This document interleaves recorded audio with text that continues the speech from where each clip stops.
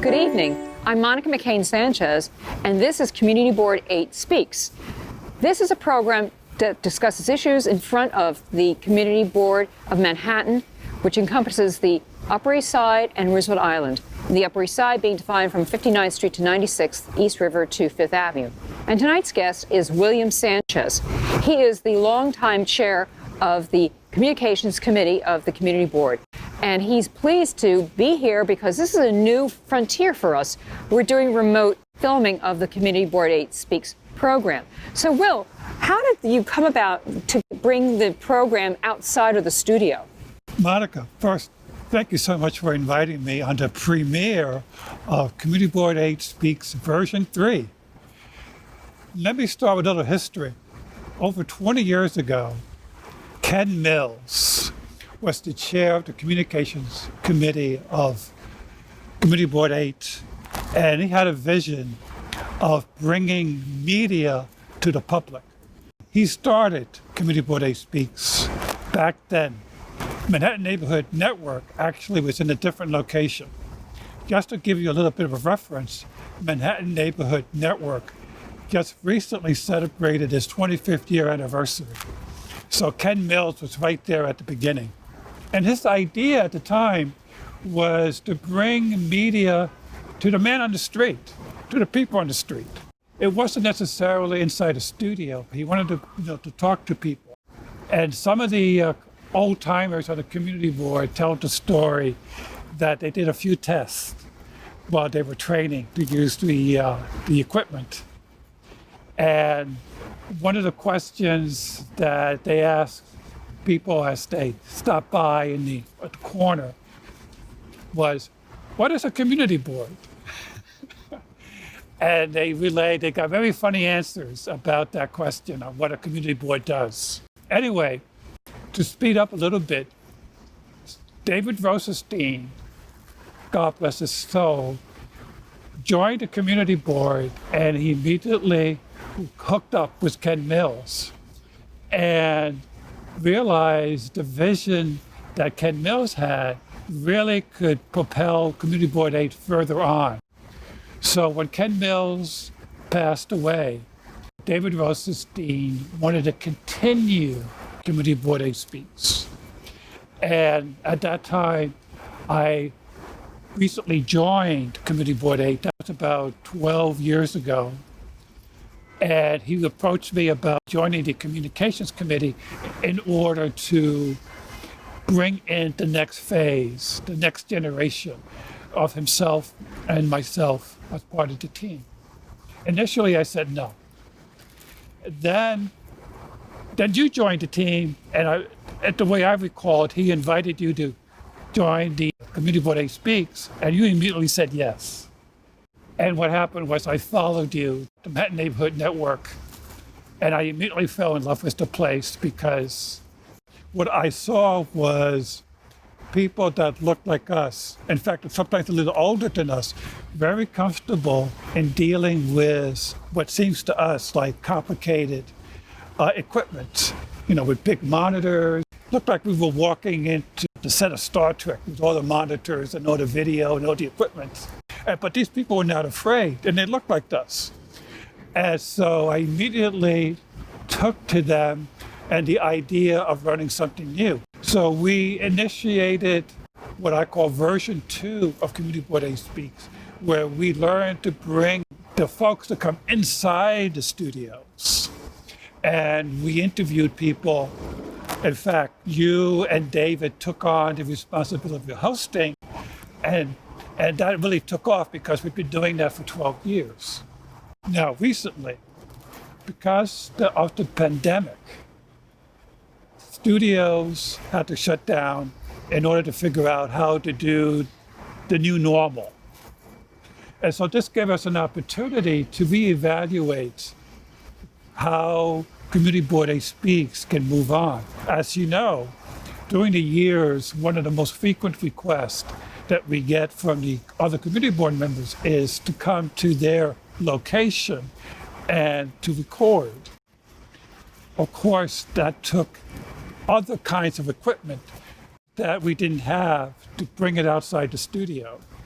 And of course, that also meant we needed to know how to use that equipment. So we're doing that now.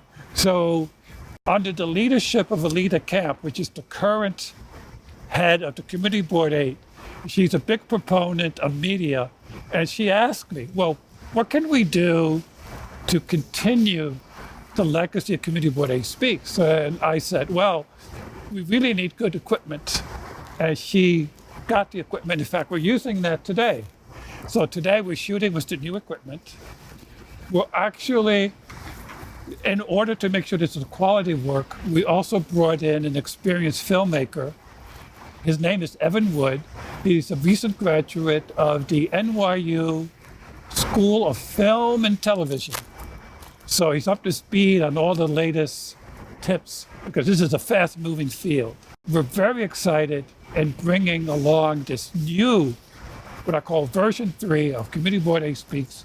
We're doing it to honor the legacies of both Ken Mills and David Rosenstein, who both have passed away. This is their vision. You and I are doing a little bit to carry it forward. So just to take it one step further, what I'm hoping for in the coming years, that other board members will come in and be trained to use the equipment, behind the scenes, and to carry on the legacy, because you and I won't be doing this forever, and we want the legacy to continue. That's what's going on.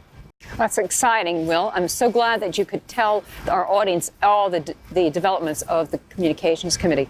Do you want to give them a sneak preview of what the first one that's going to be remote? Well, this is the first one. Well, this is actually a test program. The next episode, you're going to be hosting the 2 finalists that are running for chair of Community Board 8. This year, it's Alita Camp's last year as chair. She will likely continue as a board member. We've had 2 candidates that made to the finals. Russell Squire and Sherry Weiner will be our next guest. And then after that, the world is our oyster. That's right. Well, I know that you've had some ideas about being remote and showcasing some of the smaller businesses here on the Upper East Side. We've actually been discussing maybe showcasing some of the smaller places, maybe the smaller restaurants. Oh, yes, that is a great idea. Thank you for reminding me. Yes, we will. In fact, our thoughts is that in future episodes, we're going to open up the show with new B-roll in progress. And we're going to open up highlighting a local restaurant. As you know, small businesses is struggling everywhere, particularly in our community district. So we're going to interview either the maitre d' or the owner or the waiter about that particular restaurant, about the neighborhood it's in, the food, obviously, its specialties. Perhaps it has a special dessert. Perhaps it attracts specific crowds in order to support them so that people in the community are aware that we need to support our small businesses, in this case, our restaurants, and then we can take it from there into other areas. Then that'll be our opener, and then we'll continue with an interview of a local community member, either a board member or a local elective or something about the community. And we might be able to do it right in the restaurant. We can talk over a cup of coffee. That'd be great. Well, certainly this era of the pandemic is going to be hopefully never to happen again, but you never know what the next challenge is going to be. Will there be any programs you think about how businesses have overcome these challenges during these terrible times? We're going to have a new chair next year, and they're going to have a vision of how we can reach out to the community. So I don't want to get ahead of them. There's no lack of challenges. We look forward to 2021 because 2020 can't end fast enough for most people. Hopefully we'll have vaccine. We're on a road to recovery, to putting this pandemic behind us. And we're definitely are needed wherever we happen to be. Well, you know, it's also probably going to be an exciting new foray for this program would be to do a recording on Roosevelt Island. Since they are part of this community board and most of the meetings take place over on the Upper East Side, we do have one meeting every year on the island, and it is so different. So have you put any thought to what type of program might be filmed on Roosevelt Island, what the topic might be? Oh, I love Roosevelt Island. Did you know that Roosevelt Island's area code is 212? No, I did not know that. Yes. Yes, Roosevelt Island is considered part of Manhattan. It's an interesting place. Rapid change is occurring there because, as you know, there's a tremendous university in place, still being built, but it offers world-class education, another technology hub in the middle of Manhattan, because Roosevelt Island is part of Manhattan, as I mentioned. I believe it's called Cornell Technion, School of Technology. So do you think we should do a program about that school? Why not? Yes, yes. I'm sure they'll welcome it, meet some of the students. And I'm sure they have stories about during the pandemic. Did they have to go home? Did they stay on the island? There's untold stories. There's always something controversial about it. It has a rich history. President of the Roosevelt Island Historical Society. Her name is Judy Birdie. Very interesting. She knows the history, and so she'll be happy to give us a tour of the island. It's very exciting. That's really great. I was actually just thinking that if we need to do other programs when the months are getting colder, maybe we could go over to Roosevelt Island into one of their open spaces, because I do know that we've had meetings in a big hall there, and maybe we could do that program about the Roosevelt Island history in one of those big halls. I agree. All right. Maybe we even go into part of Central Park, because I know there's some beautiful areas that are just on the other side of the avenue. I mean, of course, Metropolitan Museum of Art is well known. That would be a very good topic if we could get somebody to speak to us there.